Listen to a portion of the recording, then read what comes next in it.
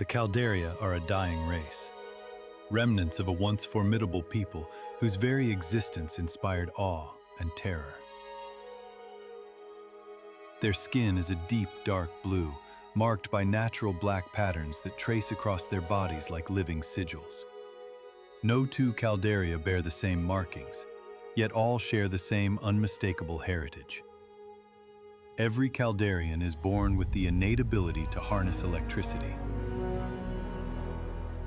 This power flows through them as naturally as blood, manifesting in crackling currents beneath their skin or glowing arcs in moments of heightened emotion. Their eyes, a pale and luminous blue, reflect this energy, often described as cold, distant, and unnervingly beautiful. Renowned for their mastery of magic, the Caldaria were once sought after as scholars, guardians, and weapons alike. But their power bred fear. As their abilities grew, so too did the suspicion of neighboring races. Legends twisted into warnings, and warnings into justification. They were hunted not for what they had done, but for what they might become. Now, the Caldaria stand on the brink of extinction, their numbers scattered and dwindling. Those who remain live in secrecy or exile, carrying both the burden of their power and the memory of a world that chose fear over understanding.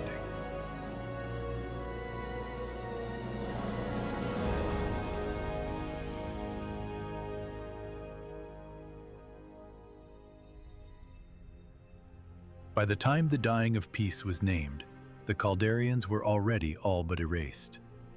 What remained of a people once feared as living storms were only two great houses, 6 souls each, standing amid the ashes of their kin.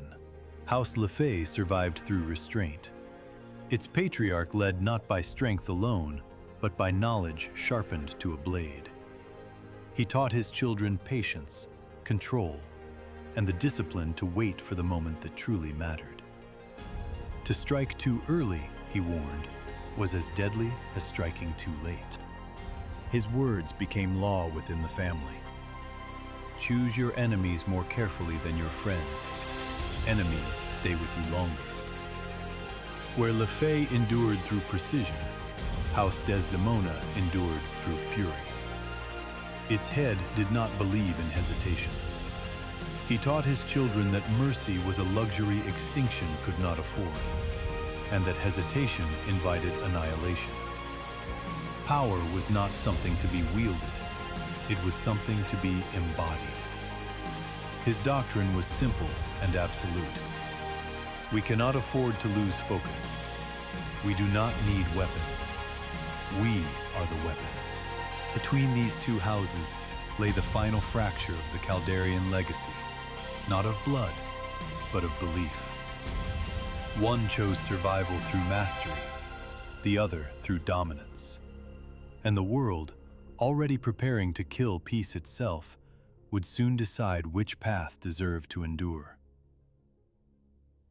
By the 400th year of the dying of peace, few could remember why the war had ever begun.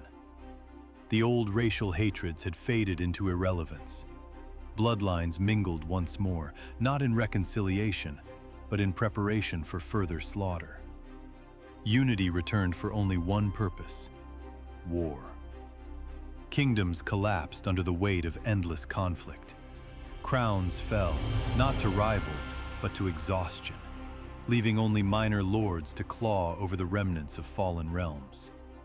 Kings were no longer rulers, they were prizes, hunted and traded like bounties. By the 4th generation, belief and loyalty meant nothing. Only coin remained worth dying for. Over 400 years, the great houses of Lefay and Desdemona withered with time. Their elders aged and passed into legend, leaving behind only the last heirs, twins born of each bloodline, standing alone to inherit the weight of history. From House Lefay came Mazikeen. She stood at 6 feet 2, her frame athletic and powerful, built for battle rather than beauty. Black markings traced her skin, two long strips beginning at her scalp, running down her neck, and spreading across her body in a pattern resembling a sigil of peace, twisted into something fierce and aggressive. Her long black hair fell untamed to her hips, mostly left unkept, giving her a wild, almost feral presence. Mazakine's stern expression and unyielding stoicism made her difficult to approach. Words were few, emotions carefully guarded. To her, loyalty outweighed all else, and that loyalty belonged to one being alone, her brother. Her twin, Caspian, was her opposite in temperament, though not in strength. At 6'5", he shared her athletic build, though his training leaned toward endurance and mental discipline rather than raw aggression. Years of focus honed him into a figure of remarkable patience and control. His stoicism quieter, more contemplative. Caspian's long black hair was kept well maintained, pulled back behind his ears, and his clean-shaven face reflected his disciplined nature. His mind was always fixed on two goals: protecting his sister and ensuring the survival of their race. Where Mazakine was sharp and unyielding, Caspian was steady and enduring, an anchor meant to outlast the storm. Together, they were all that remained of House Lefay.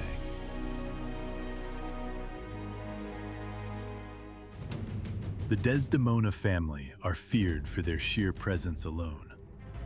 Corvex stands as a massive, stacked figure, with wide shoulders and flaring lats, his bulging arms carved from years of relentless combat. A bone crown encircles his upper forehead, wrapping around his bald head like a grim symbol of dominance.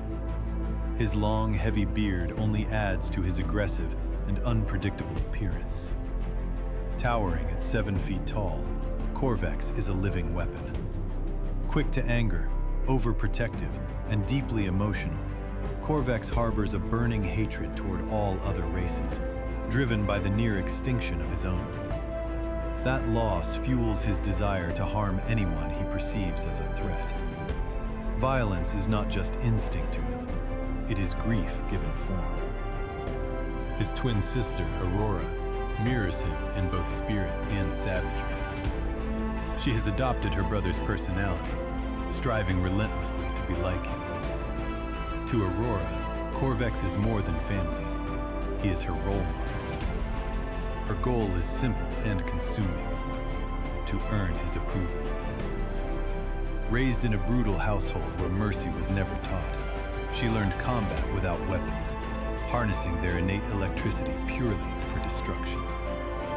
Standing at 6'3", Aurora has light brown hair that often falls across her face, though her appearance is more carefully maintained than her brother's. Her hands are hardened like his, shaped by years of battle. Her body is well built and Amazonian, radiating dominance, authority, and earned respect. Like Corvex, she carries violence as a language, and she speaks it fluently. The houses of Lefay and Desdemona were bound by a feud older than 5 centuries, its origins traced back to their 5th-generation patriarchs, who first crossed blades upon a blood-soaked battlefield. What began as rivalry hardened into hatred, passed down like an inheritance through each succeeding bloodline. By the 400th year, the world itself turned against their kind. The Purge began alongside the great calamity known as the Dying of Peace, forcing both houses into exile. Survival, not vengeance, became their shared burden. House Lefay vanished into the deep forests, retreating into forgotten ruins where ancient stone sank far beneath the earth, shielding them from the eyes of the world. House Desdemona, hardened by cold and war, fled north into the frozen Alps, carving refuge within abandoned mines that wound deep into the snow-choked mountains. Though separated by stone, ice, and centuries of hatred, both houses endured, hidden, watching, and waiting for a world that might one day remember them.